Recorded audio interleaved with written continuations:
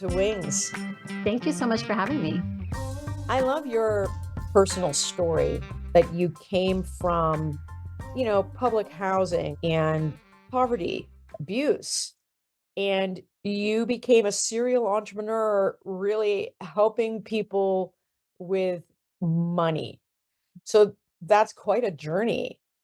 Do you remember the first time that you thought to yourself, okay, this is my current circumstance, but my life is going to be different? Yeah, I don't think that epiphany kind of came until I was done with college.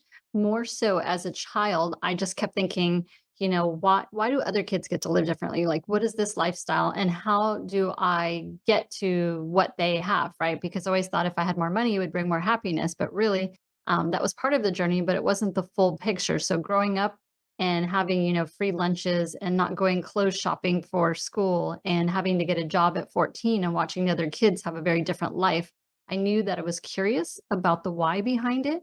But that thought process, I think, really didn't develop until I was out of college. And so out of college, you're like, okay, I want to learn this and do this. At what point did you become an entrepreneur? Yeah, almost right away. I bought my first real estate investment when I was in my early 20s. And that kind of led me down the path of having real estate portfolio and kind of thinking about owning a real estate company. Prior to that, I was in a financial advisor role, and I don't like the lack of control. And I think that is a trait a lot of founders have, is that we want to be more in control of our business and how we produce and how we handle our clients. And so when I transitioned out of that financial advisor role into more of the real estate field, I knew that I wanted to provide more opportunities for other people. And I also want money so that I could teach other people about money. And early on in my career, for me, real estate just was a no brainer because people can create wealth and have money through real estate when they're taught properly. And so how did you get the money together for that first investment? It really came out of necessity. I wanted a home and I didn't know much about real estate investing. My first property I bought in a neighborhood where even Domino's Pizza would not deliver. But this was the early 2000s. So we were able to get a no money down loan through a first mortgage and a second mortgage. Not really the same opportunity today. So just doing my research and figuring out how can I obtain this asset with the least money out of pocket and finding out more about loans and opportunities and what kind of a budget would look like, and really just diving deep into studying money and figuring out what's the best way for me to start on this journey based on where I was at that moment. And asking a lot of questions. When I was a financial advisor, I had a couple of clients who were real estate agents, and I would see their commission checks. And I was like, okay, what are you doing? How are you doing this? Tell me more. And then they would start talking about real estate. And I've always been very curious and I love to ask a lot of questions. And I think that's also important when you're, going down this entrepreneur path, is the best way for you to learn is to surround yourself with other people who are doing things better than you. But don't be afraid to ask questions too, because most of them, myself included, are more than happy to answer your questions, to give back because we were once there. So we understand what that journey looks like. And the more that I can help other people, I feel like that just helps my career grow as well. Well, that's beautiful. So important, and especially for women. I think men in business have been doing this always. Do you know what I mean? They talk more easily about money. They share insights, deals. It's kind of like almost a casual conversation.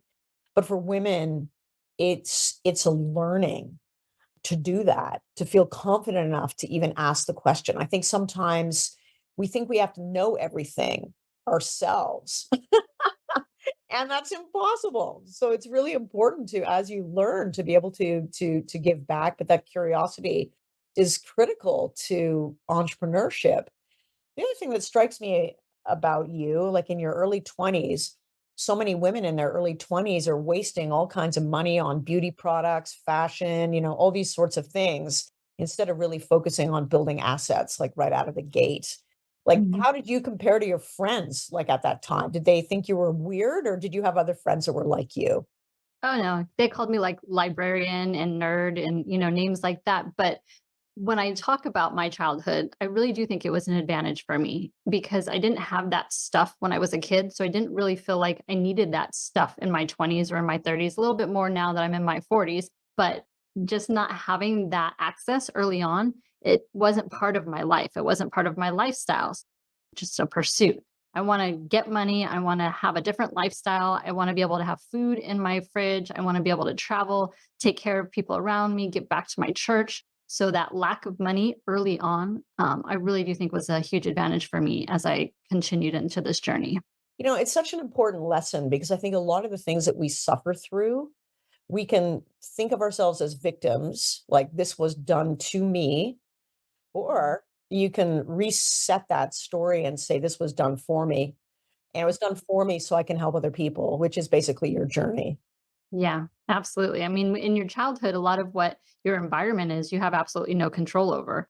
And that obviously plays a big role in me today because I do feel like that is a huge factor of me having to control things. And I recognize that. And trust me, I've done years and years of therapy. I do, recommend that if you do have some traumatic and in your background that you do seek out help. And again, we go back to that too. It's like women were so willing to help people, but we don't want to ask for help, but they counteract with the man. They're willing to ask for help because they understand they have these conversations with each other. But there's so many women today that want to help and uplift. But when we talk about money, it's still such a taboo topic. But I really think we've made big strides. And I think we will continue that. But it's going to fall on each of us individually to be able to ask those questions and to grow ourselves and kind of motivate and inspire the people that are around us. Right. And so you just set out to learn everything about banking, financial advising. You were in real estate, you owned a top 10 Remax office. It had more than $2 billion in sales. You built and sold an insurance agency. It's an amazing journey. And your focus now is really on advising women. I mean, you have the Empower Her Money podcast. It's one of the fastest growing in entrepreneurship and finance. I love talking about podcasts. Tell me what it was that made you say, okay, I've done all this stuff. Now I want to really pay it forward with the podcast. When I sold my last company, I was burnt. Some is entrepreneurs and business owners. I learned that there were certain skill sets for my company that I was not great at. And I had hired some people that were in the wrong seat of the bus and I had to be accountable for that, right? So my company wasn't where I wanted it to be and I didn't have the team in place and then my top salesperson left. And I took it very personally and I knew that I was no longer the leader that that business needed. And it was hard, but I accepted that and I found a better leader that could buy the company and lead the company the way that it should be in order to take care of the employees and the clients. So when I sold that, I thought, I'm done. I'm never going to own a business again. I was very hard on myself and I was like, okay, my coach, my mentor said, when you're feeling down and you're having that negative thoughts or those negative feelings, the best way for you to get out of that is to help other people. So I was brainstorming with my daughter, actually, she's in college. And I told her, I was like, I really want to teach people. I want to teach people about money. I've been studying it for so long. It makes sense to me. How do I do that? And she's like, well, everyone's doing podcasts now. Why don't you try launching a podcast? I'm so not the techie person at all. So I said, okay, tell me what to do, help me launch it. And she set up, all of the technical side of stuff, help me with the camera and the microphone. And my first couple episodes, I was, just talking to a camera, trying to teach money. And someone else mentioned to me that the best way to reach people and to help change their lives is through storytelling. I've already told my story. Now what? Now I've got to find other amazing women with great stories and great lessons about money, interview them and help them tell their story so that we can impact more people. Because when people can relate to your story, they start to listen. And that's where we catch them and help them to make big changes in their life. So that's kind of why the podcast started. As you probably know, I love doing the podcast. I love sharing stories, and it's a free platform for everybody. And we can reach people all over the world and teach them through this free platform. There's so much education that has to be done for women about money. Just even like talking about it, feeling free to talk about it, understanding things like, oh my goodness, like a big epiphany for me was understanding like why, say, a 401k wasn't really all that great compared to, say, a whole life policy. Like, Whole life policy gets taxed at the beginning before it's huge. A 401k gets taxed at the end when it's huge and when it's just really accumulating money and you got to cash it out. Like things like that, like personal finance and ways to generate passive income or cash flow living or all these sorts of things are not taught like in school, and the financial industry isn't necessarily set up to encourage that way of independent thinking about your own finances because they make a lot of money off all the fees. So, tell me a little bit about your journey and some of the things that you advise people to really think about setting up, particularly for entrepreneurial women who put all their eggs, I know I'm guilty of this, into one basket, basically their company, which is an asset, but you're not really diversified. And so from the point of view of a female entrepreneur and ways of really making sure that your personal financial situation is set up right, what should female entrepreneurs be doing? Yeah, there's a lot of unpacking to do there. I am looking forward to the point in which we can break through the myths of, all the information that is just kept secret by the wealthy. Those things that we hear. There's so much information out there, and what happens is we get confused, and then we don't take action. So my recommendation one is first thing is you've got to get your own financial house in order, right? Even if you're just starting out, knowing your income, your expenses, and how much money you have at the end of the day that you can start investing with and pick one lane. If you are a business owner, retirement is so important. But I love what you said because a lot of people think 401k is the way to go, right? But it's just because they don't have all the information. And when you know how the government works and how the taxes work, it's important for you to really have that full financial picture. So for me, I have several advisors. And so that's my way of helping myself diversify is because I'm going to pick someone in their own expertise of field so that they can explain to me what they can help me with on my financial journey. And I've got several of those that are in different fields because that's my way of diversifying is making sure I have an expert in each of those different fields. Primarily for me, it's real estate, tax lien investing, I do debt funds, which are a whole other avenue, and then a little bit in the stock market because that's going to be some of my long term planning. But first, understanding your own financial house. Two, making sure you have several mentors or coaches or advisors that are helping you plan out what you want to do. And I like to do little steps. I'm not necessarily thinking 60 years down the line, but what do I need today? What do I need in a year? And then we can go out 5, 10, 15 years from there. But when we break it down into smaller steps, then when we achieve that, especially when you've got like a coach and a financial advisor in your corner and you get to celebrate that together, and then you want to tell everybody about it, right? That's how we spread the information is by absorbing it first, learning it, doing it, and then changing the lives of the people around us. And when you see that impact with other people, for me, that's why I do what I do because I didn't know about money. I've taken the time to study it. I will study it forever.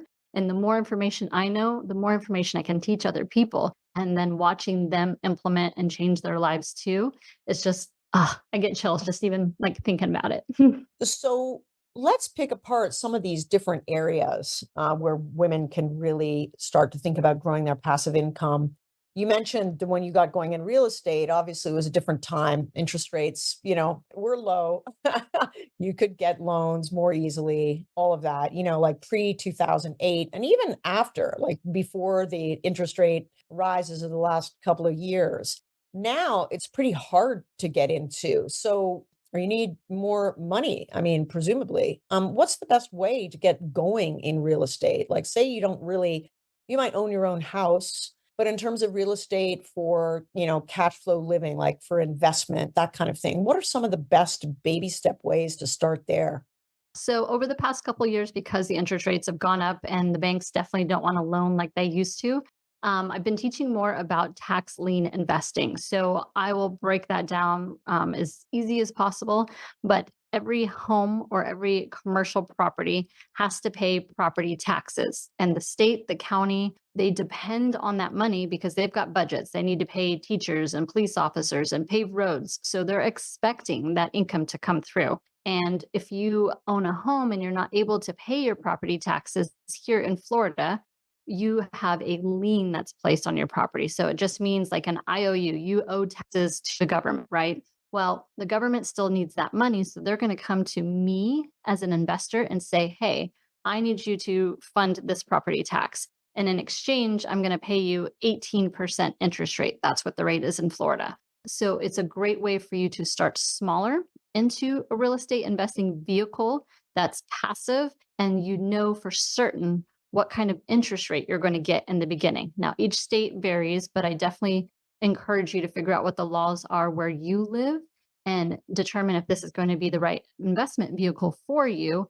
I don't recommend going outside of where you live to start because you want to drive by. You want to make sure there's a house there or there's a building there, right? And then understand what the process looks like with tax lien investing. I mean, Iowa pays 24%, Chicago pays 36%. So there's still ways for you to get into the real estate space with less money, with certainty up front because they're paying you an interest rate. And it allows you to just to get to know real estate a little bit differently until hopefully we get back into a market someday where the interest rates are lower and you can go back to perhaps being a landlord. But you may not want to. I mean, I didn't enjoy being a landlord. So tax lien investing for me, I don't get a phone call on Christmas about a broken toilet. But you've got to figure out what kind of investor you are as well and what makes sense for you. And that's asking a lot of questions to experts that are all around you that are willing to help. And there are other ways too. Like I've noticed that there's some people who get together and pool their resources, almost like a syndicate investing in real estate. Like, say, if you want to buy up like several properties and kind of cash flow them, like hopefully you'd like to think that the rent that you're getting is bigger than the mortgage, but with interest rates, nah, maybe that's not working as well at the moment. There's other people who go into real estate to flip properties, but then now you're competing against these massive companies, right? Who buy up all this stuff. You can't, it's not really a great level playing field, right? So this is why you're recommending that tax lien, that's the most advantageous at the moment. Syndications are great. I'm in several syndications. The biggest disadvantage with the syndication is we don't know when we're going to exit, which means you don't know when you're going to get your investment money back, right?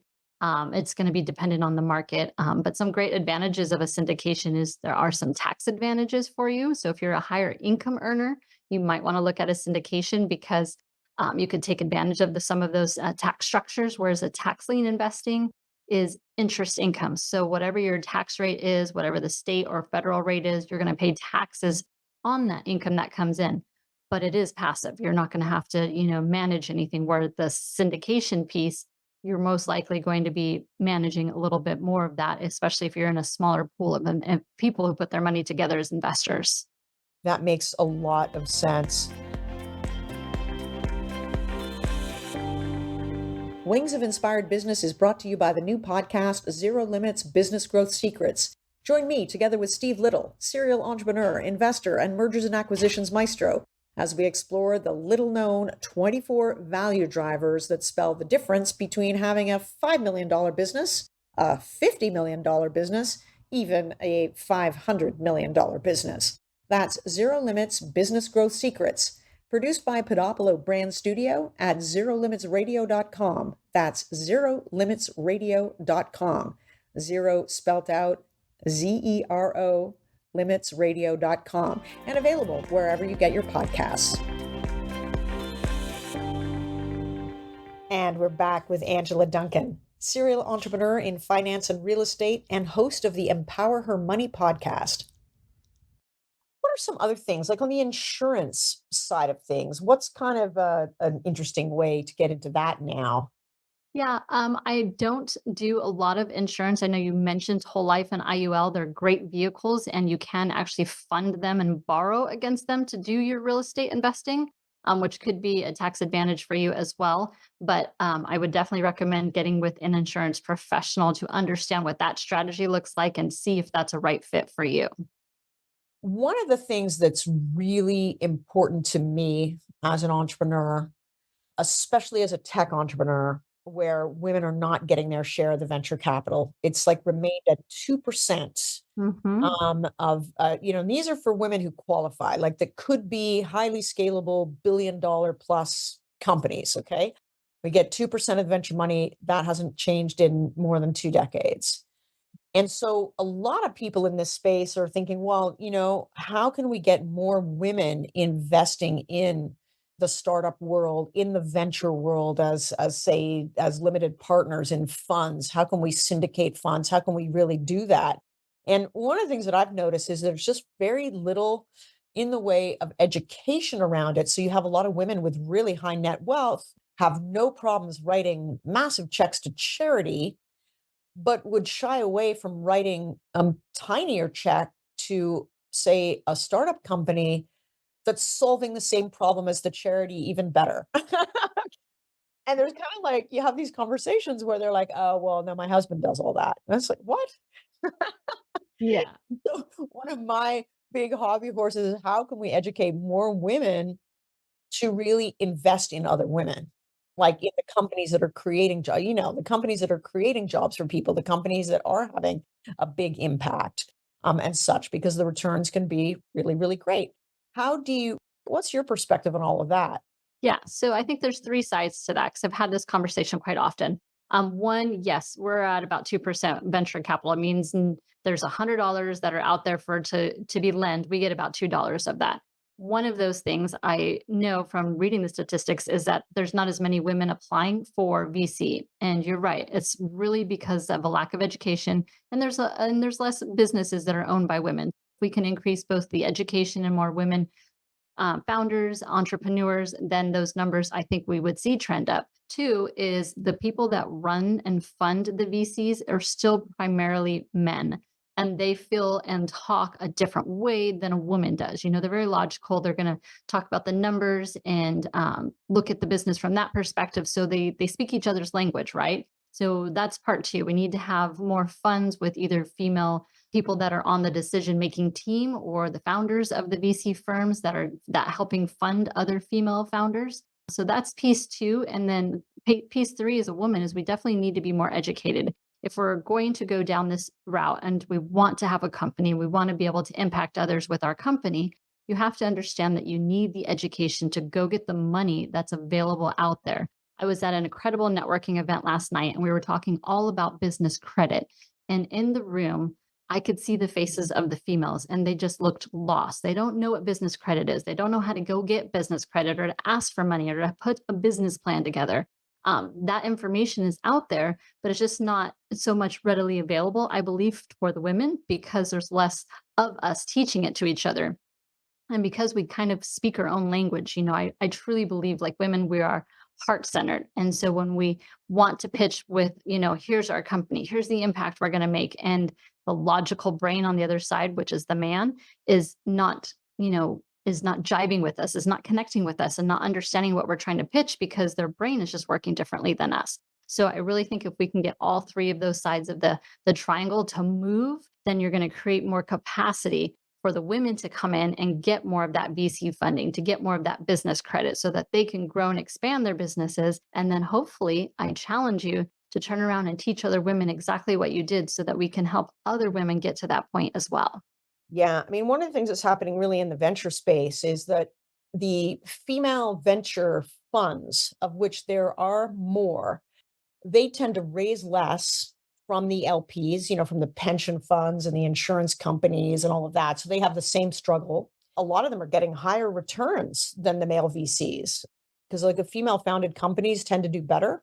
They survive and they tend to use capital more effectively and they do better. So these female run VC firms are doing better, but their check sizes aren't big enough for the types of companies that women may run that are like setting out to disrupt a whole ecosystem, for instance, or like with a game changing technology. One of the things that's kind of interesting is how can all these smaller funds get together and like have a fund of funds or like syndicate or whatever, and then what is the education that really needs to happen to get women more confident about investing in things that they don't necessarily understand. Like my company's an AI and blockchain company. So when I talk to female investors, they're comfortable investing in beauty products or like fashion or like health, fem health tech, that kind of thing, right? Because it speaks to them personally. but they will say things like, "I don't really understand AI, so I can't invest in it." And my response to that is, well, I go to the doctor and the doctor gives me advice, and I don't walk away and say, "Hey, I need a medical degree before I can evaluate your advice." Whereas men will just say, "Hey, that's good. I'm investing in the team. You look like you know what you're doing. Go for it." Women feel they have to really understand a lot more than men to be able to invest. The education component, it's actually critical because women feel they need to understand things more than men do. Yeah, I think we're definitely more conservative from the gate, so that's why we take a little bit more time to make decisions. We want more information, we're more emotional about it, and we tend to be more conservative. And I think a big factor in what we forget about is it wasn't until what, like the 1980s that women could get credit on their own for their businesses. So it's going to take a generation or two for people to forget what that feels like to not have access to it.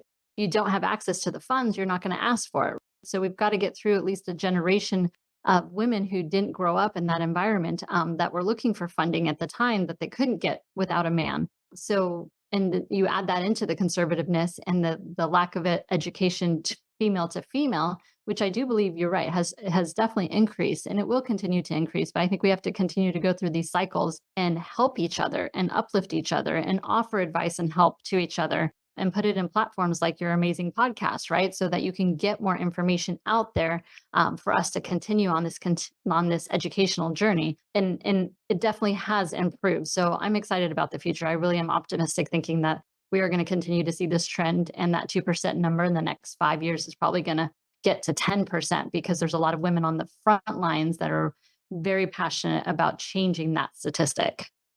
Yeah, 100%. So how getting back to the female founder journey for the women and women like me, say, who have been on the serial entrepreneur journey, really with technology companies where everything goes into that company and then you get your money out at exit and there's all kinds of mistakes you can make along the way where like if you don't plan your taxes right or your like the structure of the investment coming into your company or your documents or whatever, or you don't really know what's going on at the exit, you might have built this amazing asset, but you might end up with not your fair share. You exited your business, your insurance company. Tell me a little bit about what that was like. Did you feel like you had all your ducks in the row, right, to get the exit that you wanted? Or if you look back on it now, is there anything you would have done differently? Well, as far as running the company, there's some things I would have done differently. But as far as the financials and the books, I always, when I start a company, I'm the numbers person. So I'm setting up my numbers from day one. And that's something I encourage you as a business owner. Invest in either a bookkeeper or QuickBooks or something when you're starting on this journey because you need to know what your numbers are. And the numbers are so important for you, especially when you're going to go to exit. My industry, I had quite a large insurance company, and not many people can just write a check for it, right? So I studied creative financing. And what creative financing means, I'm working with the person who's buying my company and figuring out how I can rev share forever. So we did less money up front and did more of a partnership. So they're going to run the company, but I still continue to get revenue from that company every month. And the reason why this is a really great partnership, one, it keeps me involved, right? Enough to refer people to the company. Or if a client needs to talk to me, then I'm more willing to help them because I'm still generating income from that asset. I'm not actively managing it, it's very passive income, but it became a win win because the person on the other side who bought it didn't have the funds, nor would the bank loan on this type of asset the way that we had set it up.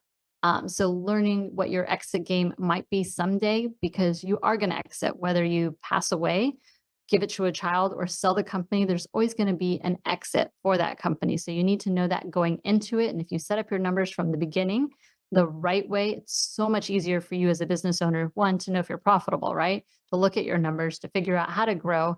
And if you're going to go get VC funding, they need to see all those numbers and they need to be correct and in place properly. Setting it up correctly from the beginning will just help you further down the line. And I've been through the headaches with other clients where they had to go back, redo their books, go through paperwork to figure out what was what. And that can be extremely stressful and it's going to take your time away from your business, growing your business. So why not just set it up from the beginning the correct way so that it's easy to manage going forward?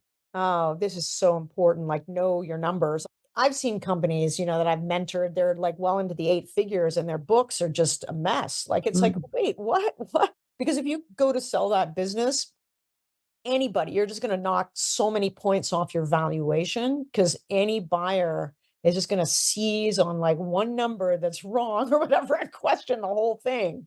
Yes, I saw a client using an Excel spreadsheet that was into the eight-figure revenue, and I thought, same thing, human error. One digit is wrong, and your numbers are completely off. So, like, you have to make sure your system is in good order from the beginning.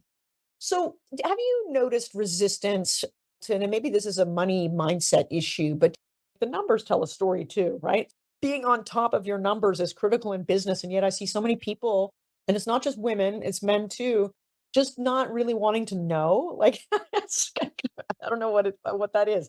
What's going on there? Why are people afraid of their numbers? Yeah, I think it comes back to, especially with women, they get into the business because I don't want to make money. I don't need to make a lot of money. I don't, I just want to help people. So they think the numbers are not important. But really, when you think about your numbers and, what you can do with those numbers, I can hire more employees, which changes lives.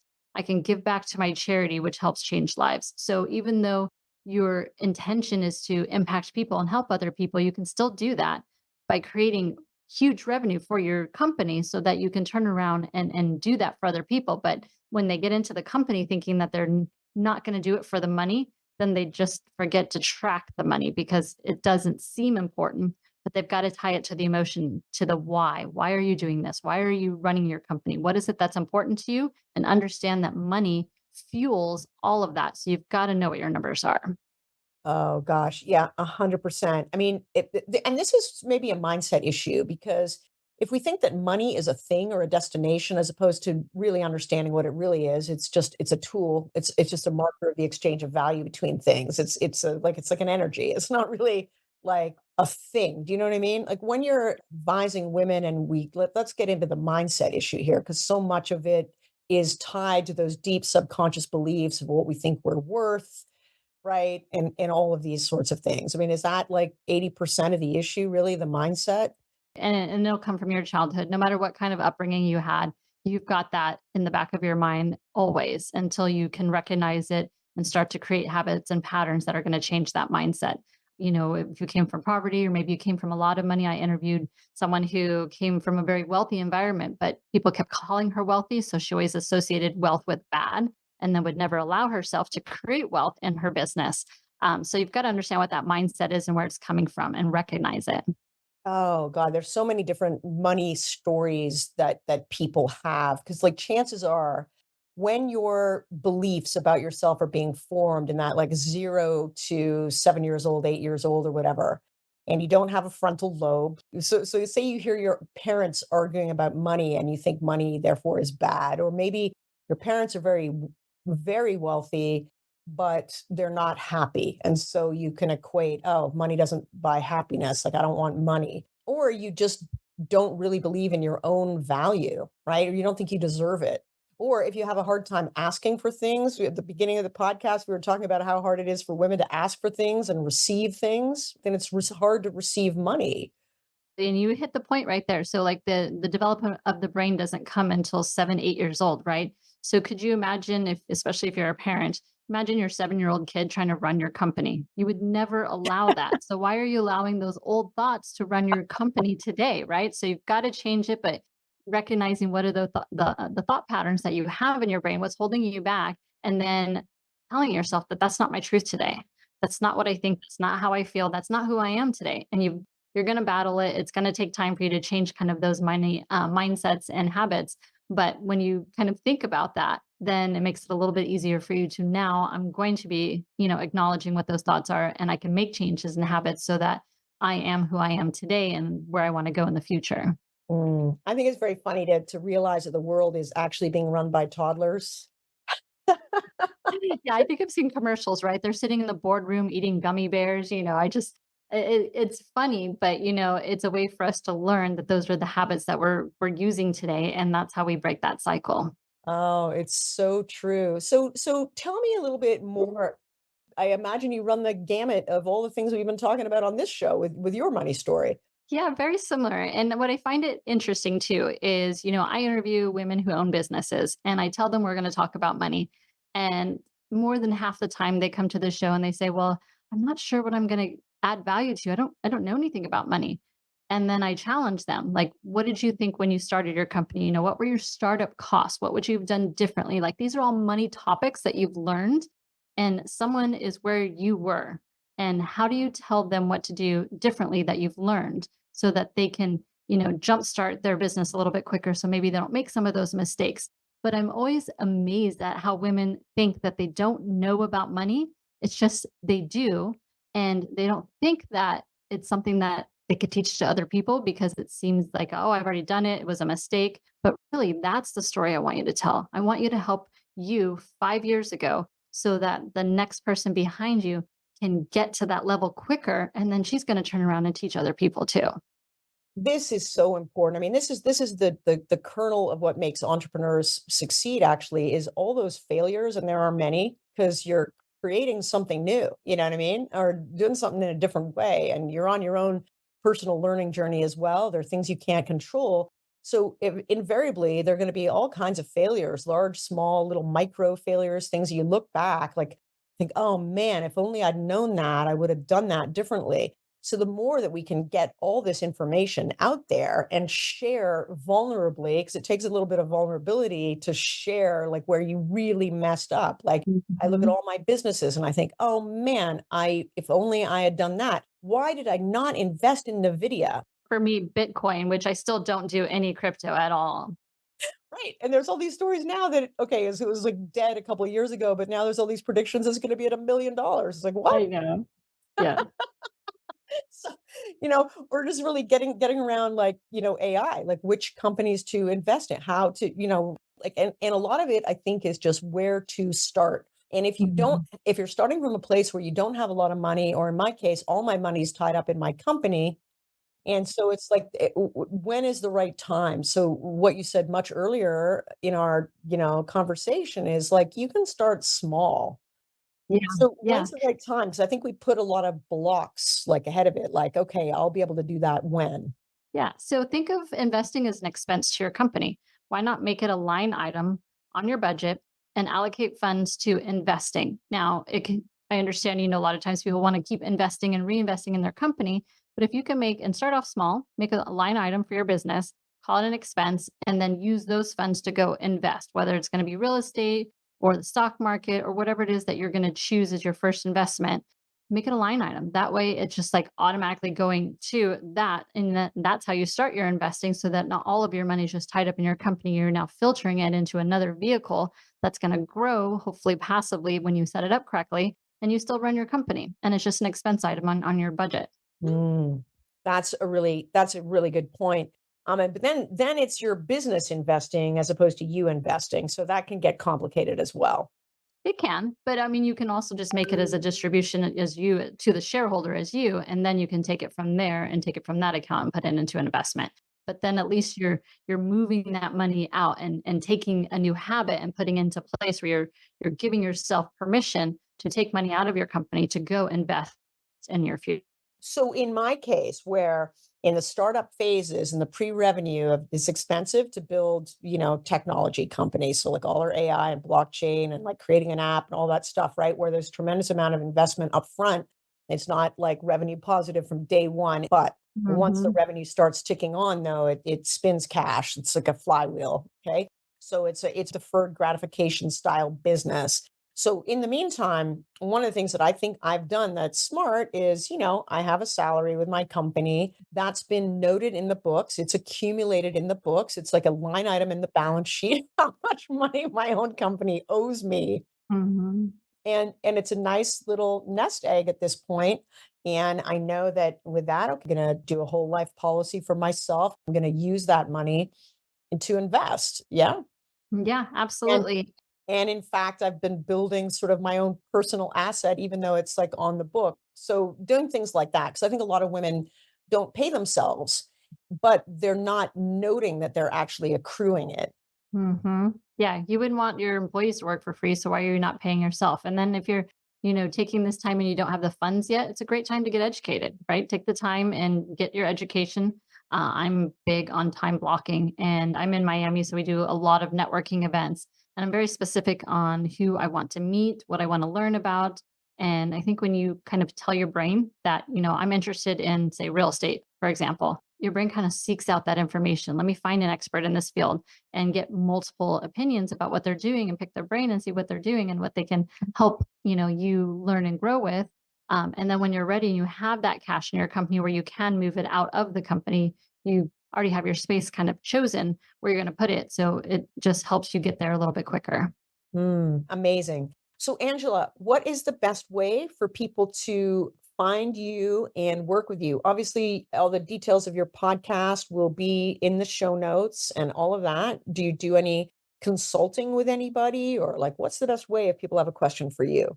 Yeah. So Empower Her Money. I'm on TikTok, Instagram. That is the name of the podcast as well. And if you're interested in figuring out what kind of investor you are, I love doing quizzes with people. It's probably one of my favorite things because it helps you unpack what you think you know versus what the system's going to tell you you are. If you message me on Instagram quiz, I'm going to send you that link for that quiz, and you can kind of figure out where you might want to start on your investing journey. And then you can always ask questions too. I personally answer most of my messages now, and I just love just doing videos and helping people, with the questions that they're not comfortable enough to ask people in person. Well, thank you so much for putting on your wings and flying with us today. Thank you very much for having me. Thank you for listening to Empower Her Money podcast. I am grateful for you. Please make sure to leave us a 5-star review, like this podcast, share it, subscribe, and let's keep teaching others how to take control and be empowered with their finances.